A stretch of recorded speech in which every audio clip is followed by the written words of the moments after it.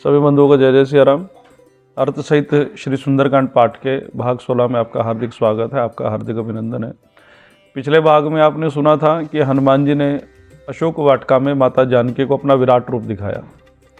तत्पश्चात सीता मैया कहने लगी, हनुमान तुम जैसे थे तुरंत वैसे हो जाओ। हनुमान जी पुनः छोटे हो गए और फिर माँ जानकी ने एक प्रश्न किया कि हनुमान जब तुम इतने बड़े थे तो मेरे सामने छोटे होकर क्यों आए। तब हनुमान जी ने अपनी दीनता दिखाते हुए केवल एक ही बात कही है, सुन माता शाखा मृग नहीं बल बुद्धि विशाल, प्रभु प्रताप ते गरुड़ ही खाई परम लघु ब्याल। कि हे मैया, ये मैं बड़ा नहीं हुआ, ये केवल और केवल मेरे प्रभु की कृपा है जो मैं आपको इतना बड़ा दिखाई दे रहा हूँ। माँ, प्रभु श्री राम की कृपा यदि एक छोटी सी चिंगारी को मिल जाए तो वो पूरे के पूरे जंगल को जला दे। नियम ये है कि गरुड़ जो है वो सर्प को खाता है, परंतु यदि भगवान की कृपा मिल जाए तो छोटा सा सर्प बड़े से बड़े बड़े गरुड़ को खा जाए। ये केवल और केवल भगवान की कृपा से ही संभव है।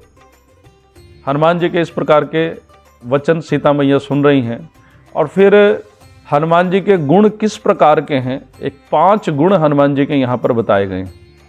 गोस्वामी जी लिखते हैं, मन संतोष सुनत कपिबानी, कि हनुमान जी की वाणी को सुनकर माता को संतोष हुआ। तो कैसी वाणी हो, तो वो किस तरह की वाणी हनुमान जी ने कही है, वो 4 गुण साथ में सुनिए। भक्ति, प्रताप, तेज, बल, सानी, इन 4 से जुड़ी हुई है 5वीं वाणी। ये 5 गुण यहाँ पर हनुमान जी के कहे गए हैं।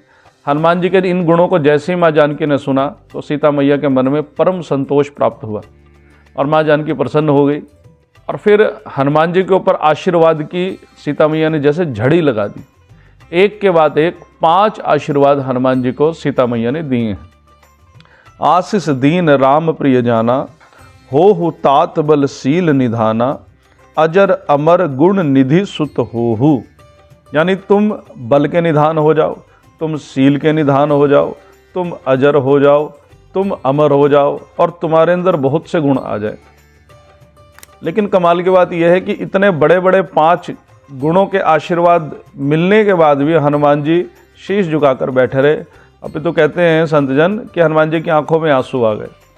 हनुमान जी को ऐसे लगने लगा कि इस प्रकार के वरदान तो बड़े बड़े राक्षसों ने भी मांगे हैं और मुझे यही वरदान माता जानकी ने दे दिए। और सीता मैया भी बड़ी आश्चर्यचकित हुई कि इतने बड़े मैंने इनको वरदान दिए, आशीर्वाद दिए हैं, लेकिन हनुमान जी के ऊपर कोई बिल्कुल भी रत्ती भर भी असर नहीं पड़ा। वैसे ही शीश झुकाकर बैठे हैं और आंखों में आंसू बह रहे हैं। माँ जानकी को लगा कि इनको कुछ और देना पड़ेगा और फिर सीता मैया ने 6ठा आशीर्वाद दिया है। तुरंत माँ जानकी बोली हैं, करहूँ बहुत रघुनायक छोहूँ, कि प्रभु श्री राम तुम्हारे ऊपर लाड करें। छोहू शब्द का अर्थ है लाड। एक होता है प्रेम, प्रेम हम किसी से भी कर सकते हैं। हमारे गली मोहल्ले में 10 बच्चे एक साथ खेल रहे हो, सभी बड़े प्यारे लगते हैं, सबसे हम लोग प्रेम करते हैं। लेकिन लाड तो केवल और केवल अपने छोटे बच्चे पर ही किया जाता है। जैसे ही सीता मैया ने यह आशीर्वाद दिया कि प्रभु श्री राम तुम्हारे ऊपर लाड करें, तो हनुमान जी बड़े प्रसन्न हुए। अब हनुमान जी के मुख के ऊपर पहली बार प्रसन्नता इस प्रसंग में यहाँ पर आई है। करहूँ कृपा प्रभु अस सुनिकाना, निर्भर प्रेम मगन हनुमाना। और तुरंत हनुमान जी ने सीता जी के सामने हाथ जोड़े और प्रणाम करते करते बोले हैं, बार बार नाइसी पद सीसा, बोला वचन जोरि कर कीसा, अब कृत्य भयों मैं माता, आशीष तब अमोघ विख्याता। हनुमान जी पर बहुत प्रसन्न हुए। परम प्रसन्नता जिसको कहते हैं ऐसे हनुमान जी को प्राप्त हो गई, क्योंकि अब तक हनुमान जी जो थे केवल भगवान के भक्त थे। सीता मैया ने भगवान के भक्त से हनुमान जी को भगवान का बेटा बना दिया। और जैसे ही माता पिता प्राप्त हुए, अब हनुमान जी को भूख लग गई। नहीं तो इतना समय, इतनी लंबी यात्रा हनुमान जी करके आए, हनुमान जी को अब तक भूख नहीं लगी, लेकिन अब हनुमान जी को यहाँ भूख लग गई। और हनुमान जी माँ जानकी से क्या कहते हैं, सुनो माँ तुम्हें अतिशय भूखा, लाग देख सुंदर फल रूखा। तो सीता मैया कहने लगी, अरे हनुमान जी, इतने दूर की तुम यात्रा करके आए हो, तब तो तुमको भूख नहीं लगी, और ये अशोक का वृक्ष तो पहले ही था और फल फूल तो यहाँ पर पहले ही इस वाटिका के अंदर लगे हुए थे, तब आपको भूख नहीं लगी और अब आपको भूख लग गई है। तो हनुमान जी कहने लगे कि मैया, माँ को देखकर बच्चे को भूख लगी जाती है, आप मुझे आज्ञा दो कि मैं फल फूल खाऊं। तो तो माँ थोड़ा आश्चर्यचकित होकर कहने लगी कि हनुमान एक बात बताओ, तुम भारत से लंका आ गए, इतना 100 योजन का समुद्र पार किया, क्या तुमको रास्ते में कोई भोजन कराने वाला नहीं मिला? तो हनुमान जी हंसने लगे, कहने लगे मैया खिलाने वाला तो छोड़ो, जितने भी मिले सब मुझे खाने वाले ही मिले। पहले सुरसा मिली, मैं तुमको खाऊंगी। उससे पहले संपाति मिला समुद्र के किनारे, वो कहता मैं खाऊंगा। फिर सिंगिका मिली कि मैं भी खाऊंगी। और फिर लंकनी मिली, वो भी कहते हैं मैं भी खाऊंगी। कि जितने भी मिले सब खाने वाले मिले हैं माँ, खिलाने वाला तो कोई मिला ही नहीं। तो मैया कहने लगी कोई बात नहीं, तुम तो वानर हो, ठीक है, मैंने मान ली कि समुद्र के बीच में कुछ खाने को नहीं मिला, लेकिन लंका नगरी में तो खाने को खूब मिला। अरे तो लंका नगरी पूरी ऐसी है कि सब खाते पीते लोग हैं, हर घर में पूरा ऐश्वर्य भरा पड़ा है, वहाँ खा लेते। तुम वानर हो, किसी की छत पे खा लेते, कुछ ना कुछ तो मिला। मैया कह रहे हैं कुछ, कहती है कुछ तो मिलता तुमको।